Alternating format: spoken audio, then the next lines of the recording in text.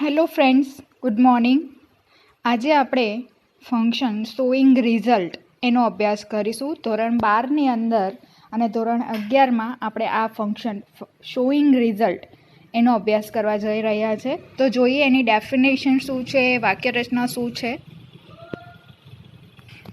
Friends, function showing result જ્યારે કોઈ ઘટના અથવા તો કોઈ બાબત અંગેનું પરિણામ દર્શાવવાનું હોય ત્યારે આ લેંગ્વેજ ફંક્શનનો ઉપયોગ થાય છે. ફ્રેન્ડ્સ, કોઈ ઘટના છે અથવા કોઈ બાબત છે અને એ ઘટના કે બાબતનું પરિણામ દર્શાવવાનું હોય કે શું ઘટના અને બાબતનું પરિણામ શું આવ્યું છે, તો એ દર્શાવવા માટે આપણે ફંક્શન શોઈંગ રિઝલ્ટનો ઉપયોગ કરતા હોઈએ છીએ. તો આ ફંક્શનમાં લેંગ્વેજ આઇટમ તરીકે અથવા લેંગ્વેજ એલિમેન્ટ્સ તરીકે, લેંગ્વેજ આઇટમ ઓર લેંગ્વેજ એલિમેન્ટ એટલે કે ફ્રેન્ડ્સ ઓળખ દર્શાવતા શબ્દો, આ ફંક્શનના ઓળખ દર્શાવતા શબ્દો કયા છે તો જોઈએ તો સો, ધેરફોર, જેનો ઉપયોગ આપણે ધોરણ 9 અને 10માં શીખી ગયા છે, અને સિન્થેસિસ ઓફ સેન્ટેન્સીસ માટે પણ સો અને ધેરફોરનો ઉપયોગ તમે શીખી ગયા છો. કન્જક્શન્સના ઉપયોગમાં પણ તમે સો અને ધેરફોરનો ઉપયોગ શીખી ગયા છો ફ્રેન્ડ્સ. ત્યાર પછી છે too, so, dash, that, enough to અને સચ ધેટ. તો ફ્રેન્ડ્સ, આ જે શબ્દો છે એ એના લેંગ્વેજ એલિમેન્ટ્સ છે. આ બધા શબ્દોનો અર્થ એવો થશે એટલે, તેથી, એટલું બધું, વગેરે વગેરે વગેરે. તો જોઈએ ફ્રેન્ડ્સ એનો ઉપયોગ. તો ફ્રેન્ડ્સ, સો અને ધેરફોરનો ઉપયોગ તમે અને મેં કીધું તેમ આગળ ધોરણ 9ની અંદર તમે એનો અભ્યાસ કરી જ લીધો છે. તો બે વાક્યોને જોડવા માટે આપણે સો અને ધેરફોરનો ઉપયોગ કરીએ છીએ, જેનો ઉપયોગ માત્ર ને માત્ર વાક્યની વચ્ચે જ થાય છે. બરાબર છે, એ તમારે યાદ રાખવાનું છે. તો હવે આપણે જોઈશું એનું મેઇન પોઈન્ટ્સ, ટુ અને એની સાથે છે સો ડેશ ધેટ. ફ્રેન્ડ્સ, ટુ અને ટુનો ઉપયોગ થશે વધારે પડતું. ટુ એ નકાર અર્થ દર્શાવે છે, TOO છે ફ્રેન્ડ્સ, તો એનો અર્થ નકાર અર્થ દર્શાવે છે. અને સાથે સાથે છે સો ધેટ, એ પણ આપણે સાથે જ જોઈએ છે, બિકોઝ સો ધેટ એનો અર્થ થાય છે એટલો કે, એટલી કે, પણ એ હકાર અને નકાર અર્થ બંને દર્શાવે છે. જ્યારે ટુ અને ટુની સાથે સો અને ધેટનો ઉપયોગ કરીએ છીએ, મીન્સ કે નેગેટિવ સેન્સમાં યુઝ કરીએ છીએ ત્યારે એ નકાર અર્થ દર્શાવશે. જ્યારે સો ધેટનો આપણે પોઝિટિવ સેન્સમાં યુઝ કરીએ છીએ ત્યારે એ હકાર અર્થ દર્શાવે છે. તો ફ્રેન્ડ્સ, અહીંયા મેં ટુ અને ટુની વાક્ય રચના લખી છે, જે તમારે ધ્યાનમાં લેવાની છે. પહેલાં આવશે ટુની વાક્ય રચના. તો પહેલાં આવશે સબ્જેક્ટ, ત્યાર પછી આવશે વર્બ, ત્યાર પછી TOO, ત્યાર પછી એડજેક્ટિવ, ત્યાર પછી TO2, ત્યાર પછી V1નું ફોર્મ અને ત્યાર પછી આવશે અધર વર્ડ્સ. ફરી જોઈ લો ફ્રેન્ડ્સ, સબ્જેક્ટ આવશે, વર્બ આવશે, TOO આવશે, એડજેક્ટિવ આવશે, TO2 આવશે, V1, અધર વર્ડ્સ. એ જ રીતે સો ધેટની જો વાક્ય રચના જોઈએ તો એમાં પહેલાં આવશે સબ્જેક્ટ, ત્યાર પછી આવશે વર્બ, ત્યાર પછી કમ્પલસરી સો, ત્યાર પછી એડજેક્ટિવ, ત્યાર પછી ધેટ, ત્યાર પછી સબ્જેક્ટ, ત્યાર પછી કેન અથવા કુડ, અને એની સાથે કમ્પલસરી નોટ. જ્યારે તમે નેગેટિવ સેન્સમાં એનો યુઝ કરો છો સો ધેટનો, ત્યારે તમારે કેન અને કુડની સાથે કમ્પલસરી નોટ લખવાનું છે. મિત્રો, ખાસ યાદ રાખજો કે જ્યારે વાક્ય વર્તમાન કાળ હોય ત્યારે તમારે વાક્યમાં કેનનો ઉપયોગ કરવાનો છે, જ્યારે વાક્ય ભૂતકાળમાં હોય ત્યારે તમારે કુડનો ઉપયોગ કરવાનો રહેશે. કેન અથવા કુડ, ત્યાર પછી નોટ અને ત્યાર પછી V1. તમે જાણો છો કે કેન અને કુડ બંને મોડલ ઓક્ઝિલરી વર્ડ્સ છે, અને તેથી જ એની સાથે હંમેશા V1ના ફોર્મ્સ જ આવશે, અને ત્યાર પછી આવશે અધર વર્ડ્સ. તો એના એક્ઝામ્પલ છે ફ્રેન્ડ્સ, જોઈએ. He is too fat to run fast. અહીંયા આપણું છે he is too fat to run fast. તો ટુની વાક્ય રચનાને અકોર્ડિંગ વાક્યની શરૂઆતમાં આવ્યું હી, એ સબ્જેક્ટ છે, ઇઝ એ વર્બ બને છે, TOO આપણી લેંગ્વેજ આઇટમ છે, ત્યાર પછી ટુ એ પણ લેંગ્વેજ આઇટમ છે, રન એ V1નું ફોર્મ છે અને ફાસ્ટ અધર વર્ડ ગણાશે. ટુ અને ટુની વચ્ચે જે શબ્દ આવ્યો છે ફેટ, એ છે આપણું એડજેક્ટિવ. કેટલીક વખત એડજેક્ટિવને બદલે એડવર્બ એટલે કે ક્રિયા વિશેષણનો પણ ઉપયોગ થાય છે, જે તમારે ધ્યાનમાં લેવાનું છે. તો આ જ વાક્યને આપણે કદાચ સો ધેટથી બનાવીએ, ઇટ મીન્સ કે નેગેટિવ સેન્સમાં અર્થ દર્શાવીએ, તો શું બને? હી is so fat that he cannot run fast. તમે જોઈ શકો છો ફ્રેન્ડ્સ કે હી સબ્જેક્ટ છે, ઇઝ એ વર્બ છે, ત્યાર પછી આપણે લખ્યું છે સો, ત્યાર પછી ફેટ એ વિશેષણ બને છે, ધેટ એ આપણી લેંગ્વેજ આઇટમનો ભાગ છે, ત્યાર પછી હી અગેન સબ્જેક્ટ છે, હી ઇઝ આપ્યું છે વાક્યની સ્ટાર્ટિંગમાં, ઇઝ એ દર્શાવે છે કે વાક્ય પ્રેઝન્ટ ટેન્સનું છે એટલે ફરીથી સબ્જેક્ટની સાથે આપણે કેનનો ઉપયોગ કર્યો છે. જો અહીંયા વોઝ હોત તો તમારે કુડનો ઉપયોગ કરવાનો છે. મેં અગેન તમને ફરીથી કહી દઉં છું કે જ્યારે વાક્ય પ્રેઝન્ટ ટેન્સમાં હોય ત્યારે તમારે મોડલ ઓક્ઝિલરી વર્ડ તરીકે કેનનો યુઝ કરવાનો છે, પાસ્ટ ટેન્સમાં હોય તો કુડનો યુઝ કરવાનો છે. અને નેગેટિવ સેન્સના અર્થમાં ઉપયોગ થયો છે એટલે અહીંયા કમ્પલસરી તમારે નોટ મૂકવું પડશે. ત્યાર પછી V1નું ફોર્મ આવ્યું રન અને ત્યાર પછી ફાસ્ટ. તો ફ્રેન્ડ્સ આ થશે આપણી યુઝ ટુ અને રિમૂવ ટુની વાક્ય રચના એવું કહેવાય છે. બટ આપણે તમારી ભાષામાં જોવા જોઈએ તો ટુ અને સોડ હેડની વાક્ય રચના છે. તો આ રીતે વાક્ય રચનાઓ બને છે. એનો ગુજરાતી અર્થ એવો થશે કે તે એટલો બધો જાડો છે કે તે દોડી શકતો નથી. ફ્રેન્ડ્સ વાક્યમાં કશે બી નોટનો ઉપયોગ થયો નથી ટુવાળા વાક્યમાં, પણ એનો અર્થ નકાર છે. તમને ઉપર ડેફિનેશન આપેલી છે કે નકાર અર્થ દર્શાવે છે, તો એનું ગુજરાતી આપોઆપ જ નેગેટિવ થઈ જાય છે. હી ઇઝ ટુ ફેટ, તે એટલો બધો જાડો છે, ટુ રન ફાસ્ટ કે તે ઝડપથી દોડી શકતો નથી. એ જ રીતે હવે પ્રોપર અર્થમાં જોવા જઈએ સો ધેટ એ છૂટું પડે છે, તો he is so fat that he can not run fast, તે એટલો બધો જાડો છે કે તે ઝડપથી દોડી શકતો નથી. અર્થ સરખો થશે, ખાલી વાક્ય રચના અલગ થશે. ત્યાર પછી સેકન્ડ સેન્ટેન્સ છે this box is too heavy for me to carry. આ બોક્સ એટલું ભારે છે કે હું તે ઉચકી શકતો નથી. અથવા this box is so heavy that I can not carry it. એ જ ગુજરાતી થશે કે આ બોક્સ એટલું ભારે છે કે હું તે ઉચકી શકતો નથી. ફ્રેન્ડ્સ આ વાક્યની સ્ટાર્ટિંગમાં વ્યક્તિવાચક નામનો ઉપયોગ થયો નથી, નામ કે સર્વનામનો ઉપયોગ થયો નથી. અહીંયા કરતાં અલગ છે. ધીસ બોક્સ, જો ધીસ બોક્સ છે, ઇંગ્લિશ છે, કોઈ આવા નિર્જીવ શબ્દો તમારા ધ્યાનમાં વાક્યની શરૂઆતમાં આવે અથવા બીજો કરતાં આવ્યો હોય ત્યારે તમારે યુઝ ટુની અંદર ફોર મી કરીને કર્મ વિભક્તિ લખવાની રહેશે. અને જ્યારે સોડ હેટની અંદર તમે એનો ઉપયોગ કરો છો ત્યારે તમારે ફોર કાઢીને એના બદલે તમે સર્વનામ મૂકી શકો છો. અને એ તમે કોઈ પણ સર્વનામ તમારા ઈચ્છાથી મૂકી શકો છો. જરૂરી નથી કે હું જે કહું એ જ મૂકો, તમે તમારા મનચાહા સર્વનામનો ઉપયોગ કરી શકો છો. વાક્યની શરૂઆત આવા શબ્દો this box, the sum, the poem, the chapter, the unit, English, the mangoes વગેરે વગેરે. તો આવા શબ્દોથી જ્યારે થાય શરૂઆત વાક્યની ત્યારે યુઝ ટુ વાળા વાક્યમાં એટલે કે ટુ વાળી વાક્ય રચનામાં ફોરની સાથે તમારે કર્મ વિભક્તિનો યુઝ કરવો પડશે. જેમ કે આઈની કર્મ વિભક્તિ છે મી, વીની છે અસ, યુની છે યુ, હીની છે હિમ, શીની છે હર, ઈટની ઈટ જ રહેશે, ધેની ધેમ રહેશે. કદાચ કોઈ વ્યક્તિવાચક નામ આવ્યું હોય રોહન, તો એના માટે તમે ફોર રોહન એવું જ લખી શકો છો. મોના તો ફોર મોના એવું તમે લખી શકો છો. તો ફ્રેન્ડ્સ આ થશે ટુ અને સોડ હેટની વાક્ય રચના. હવે આપણે જોઈશું ઇનફ ટુની વાક્ય રચના. પણ એ પહેલાં આપણે એના એક્ઝામ્પલ જોઈએ. આ રીતે તમને એક્ઝામમાં કમ્પ્લીટ કરવાના આપ્યા હશે. ફર્સ્ટ સેન્ટેન્સ છે ધ નેકલેસ ઇઝ, પછી ખાલી જગ્યા છે, બ્રેકેટમાં તમને લેંગ્વેજ એલિમેન્ટ્સ અથવા તો જે શબ્દો યુઝ કરવાના છે તે આપી જ દેવામાં આવ્યા હોય છે. તો અહીંયા મેં તમને આપ્યું છે ટુ અને બ્રેકેટમાં શોઈંગ રિઝલ્ટ એવું આપેલું છે. એ જ રીતે સોડ હેટ અને શોઈંગ રિઝલ્ટ, એટલે કે આપણે બંનેથી એનો આન્સર બનાવીશું. તો જોઈએ શું આન્સર બને છે. The necklace is too expensive for me to buy. આ નેકલેસ એટલો એક્સપેન્સિવ એટલે કે મોંઘો છે કે હું તે ખરીદી શકતો નથી. અથવા સોડ હેટથી બનાવવું હોય તો the necklace is so expensive that I can not buy it. તો ફ્રેન્ડ્સ આ રીતે ટુ અને સોડ હેટથી તમે વાક્ય કમ્પ્લીટ કરી શકો છો. ખાલી એટલું યાદ રાખવાનું કે ટુ એ તમારો નેગેટિવ અર્થ દર્શાવે છે, જ્યારે સોડ હેટનો તમે ઉપયોગ કરો ત્યારે તમારે વાક્ય ખાસ ધ્યાનમાં લેવું પડશે. વાક્યને જોઈને જ તમે ડિસાઇડ કરી શકશો કે આની અંદર આપણે નેગેટિવ આન્સર ક્રિએટ કરી શકીએ છીએ કે પોઝિટિવ. કેટલીક વખત તમે હવે આ જ વાક્યને આપણે પોઝિટિવ બનાવવું હોય તો પણ બનાવી શકે છે, પણ ક્યારે, જ્યારે સોડ હેટ તમને બ્રેકેટમાં આપ્યું હોય ત્યારે. પણ ટુ આપ્યું હોય ત્યારે તમારે નેગેટિવ જ બનાવવાનું છે. એનું એડજેક્ટિવ તમારે એ રીતે મૂકવાનું કે જેથી તમારું વાક્ય નકાર લાગે. ઠીક છે.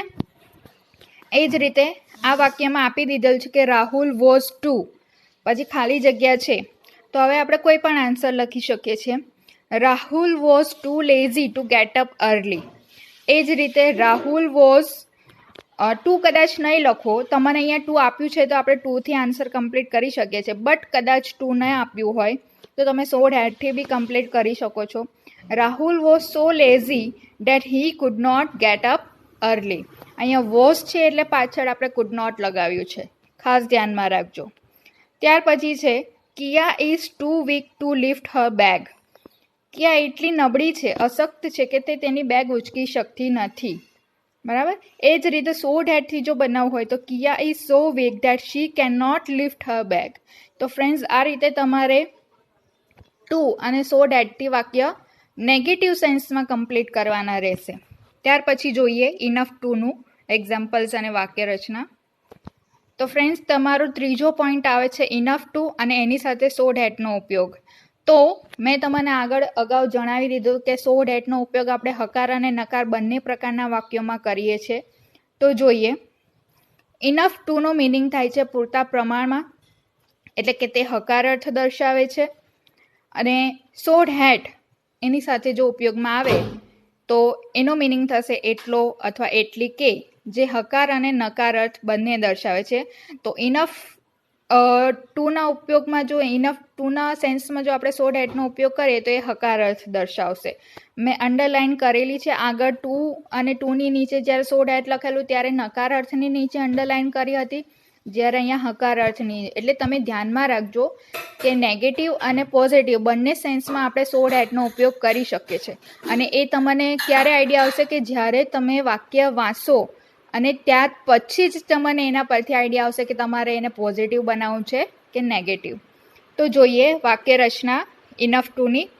તો પહેલાં આવશે સબ્જેક્ટ, ત્યાં પછી આવશે verb, adjective, enough, to, V1, other word. Friends ધ્યાનમાં રાખજો કે ઇનફની આગળ એડજેક્ટિવ આવે છે. યુઝ ટુમાં આપણે ટુ અને ટુની વચ્ચે એડજેક્ટિવ મૂકતા હતા, જ્યારે અહીંયા આપણી જે લેંગ્વેજ એલિમેન્ટ છે ઇનફ એની આગળ એડજેક્ટિવ આવી જાય છે. કેટલીક વાર એડજેક્ટિવને બદલે તમે એડવર્બનો પણ ઉપયોગ કરી શકો છો. ત્યાર પછી જો એ જ વાક્યના અર્થમાં આપણે સો ડેટનો ઉપયોગ કરીએ તો એની વાક્ય રચના આ રીતે બનશે: subject, verb, so, adjective, that, subject, can અથવા કુડ, V1, અધર વર્ડ્સ. તો ટુ અને ટુના સેન્સમાં જો યુઝ કરવા જઈએ તો ત્યારે આપણે નોટ મૂકતા હતા, જ્યારે ઇનફ ટુના સેન્સમાં જો આપણે ઉપયોગ કરવા જઈએ સો ડેટનો તો એમાં નોટનો ઉપયોગ થતો નથી. તો તમારે આ ખાસ ધ્યાનમાં રાખવાનું છે કે જ્યારે રિમૂવ ઇનફના સેન્સમાં સો ડેટનો ઉપયોગ થાય છે ત્યારે એમાં નોટનો ઉપયોગ આપણે કરવાનો નથી. તો એના એક્ઝામ્પલ્સ છે ફ્રેન્ડ્સ, જોઈએ. Mayank is clever enough two gate good marks. Mayank એટલો હોશિયાર છે કે તે સારા માર્ક્સ લાવી શકે છે. એ જ રીતે Mayank is so clever that he can get good marks. So ધેટનો ઉપયોગ કરીએ તો આ રીતે વાક્ય બનશે ફ્રેન્ડ્સ કે Mayank is so clever that he can get good marks. તો પહેલા વાક્યમાં મયંક એ સબ્જેક્ટ છે, ઇઝ એ વર્બ છે, ક્લેવર એ વિશેષણ જે ઇનફની આગળ આવ્યું. ત્યાર પછી આપણે લેંગ્વેજ એલિમેન્ટ છે ઇનફ ટુ. ત્યાર પછી ગેટ એ V1નું ફોર્મ છે અને ગુડ માર્ક્સ એ અધર વર્ડ્સ છે. એ જ રીતે જો સો ડેટના સેન્સમાં એને વાક્ય રચના સમજવા જઈએ તો મયંક એ સબ્જેક્ટ છે, એ જ રીતે ઇઝ એ વર્બ છે, સો એ આપણી લેંગ્વેજ એલિમેન્ટ છે અને એની વચ્ચે સો ડેટની વચ્ચે આવ્યું છે ક્લેવર એ એડજેક્ટિવ છે. ત્યાર પછી મયંક છે એટલે એના માટે સબ્જેક્ટ આવ્યું હી. જો અહીંયા રિયા હોય તો અહીંયા આવી શકે છે શી. બહુવચન હોય ધ ચિલ્ડ્રન તો તમે લખી શકો છો ધે. તો ત્યાર પછી વાક્ય પ્રેઝન્ટ ટેન્સમાં છે એટલે આપણે લખ્યું છે કેન. ત્યાર પછી ગેટ એ V1નું ફોર્મ છે અને ગુડ માર્ક્સ એ અધર વર્ડ્સ છે. જોઈએ આગળ.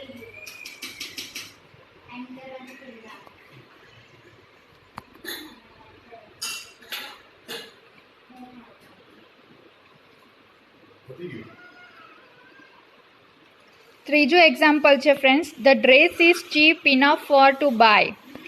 આ ડ્રેસ એટલો સસ્તો છે કે હું તે ખરીદી શકું છું. તો ફ્રેન્ડ્સ તમારે એનો ભાવ જોવો પડશે કે તમારે હકારમાં લેવું છે કે નકારમાં. જ્યારે સો ધેટનો ઉપયોગ કરો આ જ વાક્યને જો, the dress is so cheap that I can buy it. તો અહીંયા આપણે હકારના અર્થમાં સો ધેટનો ઉપયોગ લીધો છે, બરાબર. આ વાક્યને નકારમાં લેવું હોય તો તમે એવું બનાવી શકો, the dress is so costly. એનું અપોઝિટ મૂકવાનું છે, ચીપનું opposite costly, that I can not buy it. આ ડ્રેસ એટલો મોંઘો છે કે હું તે ખરીદી શકતી નથી. પણ પોઝિટિવમાં આપણે આ રીતે લખવું પડશે, the dress is so cheap that I can buy it. આ ડ્રેસ એટલો સસ્તો છે કે હું તે ખરીદી શકું છું. એ જ રીતે ઇનફનો પણ યુઝ કરેલો છે. અને મેં તમને આગળ જણાવ્યું કે જ્યારે કોઈ નિર્જીવ સર્વનામ અથવા નિર્જીવ કર્તાથી વાક્યની શરૂઆત થઈ હોય, જેમ કે ધ ચીપ છે, ધ ડ્રેસ છે, ધ સમ છે, ધ મેંગોઝ છે, તો આવા જ શબ્દોથી જ્યારે વાક્યની શરૂઆત થઈ હોય ત્યારે તમારે સર્વનામની કર્મ વિભક્તિ કમ્પલસરી ફોરની સાથે લખવાની રહેશે. પણ જો વ્યક્તિવાચક નામ આપ્યું હોય, જેમ કે